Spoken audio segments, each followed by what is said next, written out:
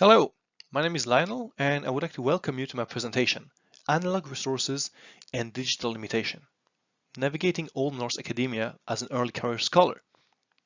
It's based on my experience within the field of Old Norse studies and it relates very much to the issues of open access and academic publishing. So this is me, Lionel. I have a Bachelor in History, started in France, ended at the University of Tromsø here in Norway. I spent some years working as a tourist guide, and after that I moved to Iceland to start a master's degree in Old Norse religion. And it's a field of what I like to call Old Norse academia. It's maybe not so well known, but essentially everything that is related to Viking Age, medieval Scandinavia, and the saga could be said to be part of Old Norse academia. It's pretty diverse. When I moved to Reykjavik, we had three programs, history, literature, and religion. Ours was by far the smallest. We had only 4 people when we started and 3 when we ended.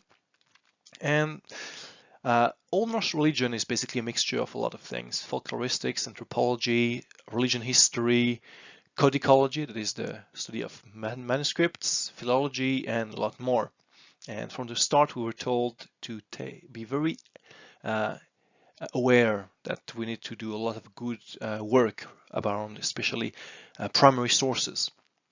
So when I started writing my thesis, things got a little bit more complicated. I moved back to Tromsø from Iceland, so I was off campus, at least the campus I was affiliated with. So I had to physically go every day to the University Library of Tromsø to get access to printed books, articles, and also academic articles.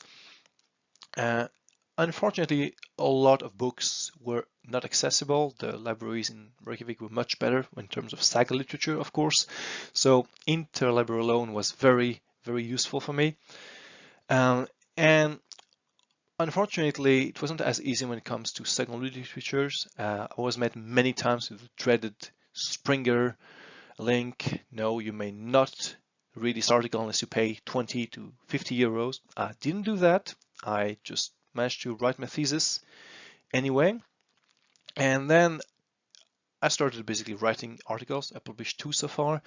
And the whole experience of writing my thesis and seeing all these weird hurdles appearing made me really want to focus mostly on publishing on open access journals as long as I could.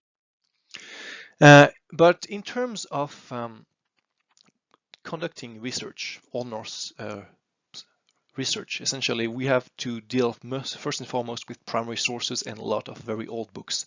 The first editions of Old Norse text came in the 16th century, but all the way until the late 19th century, texts were not of the best quality, so we don't tend to use those.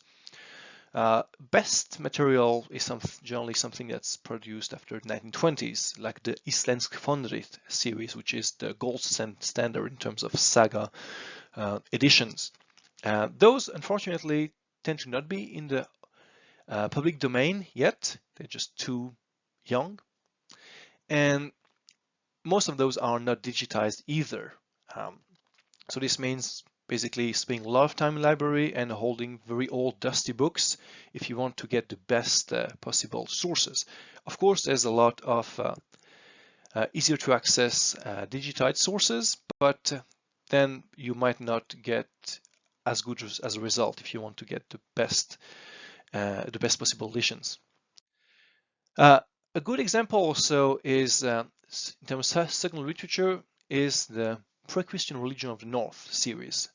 It's published by Brepols, which is one of the main publishers in terms of Old Norse and medieval Scandinavia studies. And this is possibly the most important reference book about Old Norse religion for 70 to 80 years.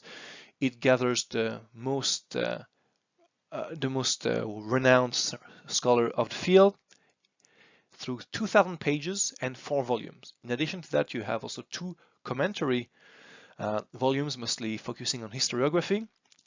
If you get the whole thing, digital or print, it will cost you at least 750 euros. It's pretty much a good example about how certain literatures remain very, very hard to access for people who are not affiliated to the right institutions. So as a result, a lot of people who are more amateur or early career scholar might just end up using scholarly literature, which is a bit out of date. And considering Old Norse study is a relatively young field of study, generally everything that's a couple decade old is pretty much not used anymore. So for the early career scholar or just amateur who wants to learn more, there's a lot of digital workarounds, a lot of websites and social media spaces where one can get access to mostly primary, also a bit of secondary literature for free. There's different types of websites. We have a lot of private amateur projects, just people who just are very interested in the field and spend a lot of time copying, scanning, and transcribing texts. There's also a lot of journal archiving tools. We in Old Norse studies field, we use, for example, of course, Internet Archive, Google Docs for the oldest document, the project Runeberg as well. And there's also, especially in the past 10 or 15 years, a lot of academic and institutional work that's been done through library, through universities, a lot of dictionaries, encyclopedias, and other useful tools have been made available online. And also finally a couple of pagan or heathen religious groups that have spent a lot of time gathering useful resources, and all of these I have personally used a lot, and I would not have been able to do anything in my career so far if it were not for those ones. We also need to do a lot of online networking within the Norse academic sphere. All of us are members of several online groups such as Facebook and Discord, and we just generally meet to discuss things like the latest research, often latest controversy as well. We share call for papers and open positions that we know of. We share article drafts. And also we spend a lot of time asking for scans or photos of old books. I've done that myself several times. Just going to a local library because I know we have a copy of a pretty rare book, take some pictures and upload them for a colleague. It saves a lot of time, and it's also another way to make study and research a little bit easier and also more social. One group I've been a member of since last year is the Old Norse Translation Group. It was an offshoot of another group we've had online, and we started just basically translating Old Norse poetry, Skaldic poetry.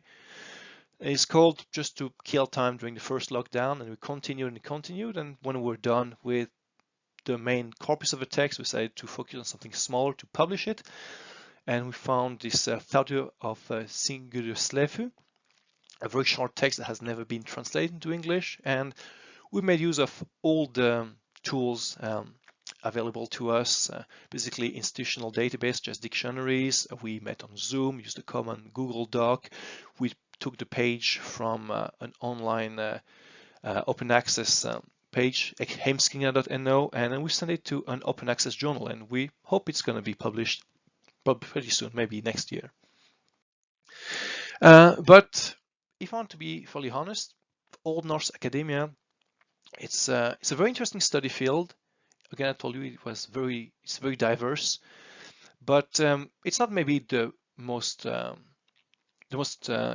best way to earn money if you want to get a job in the field. It's again very small. It's very interdisciplinary in nature, so there's very few academic positions that are available to us. So a lot of people have tried to make use of their skills differently. A lot of people have started blogs, YouTube channels, podcasts, and some of them are pretty successful. Some people I know have also gotten some job through basically Viking-themed media. We've seen a lot of that in the past 10 years, a lot of shows, video games, and films about the Vikings, and they sometimes need people. I myself spent a lot of time writing for various websites that were Viking themed as well, and hopefully I will be able to continue in the future.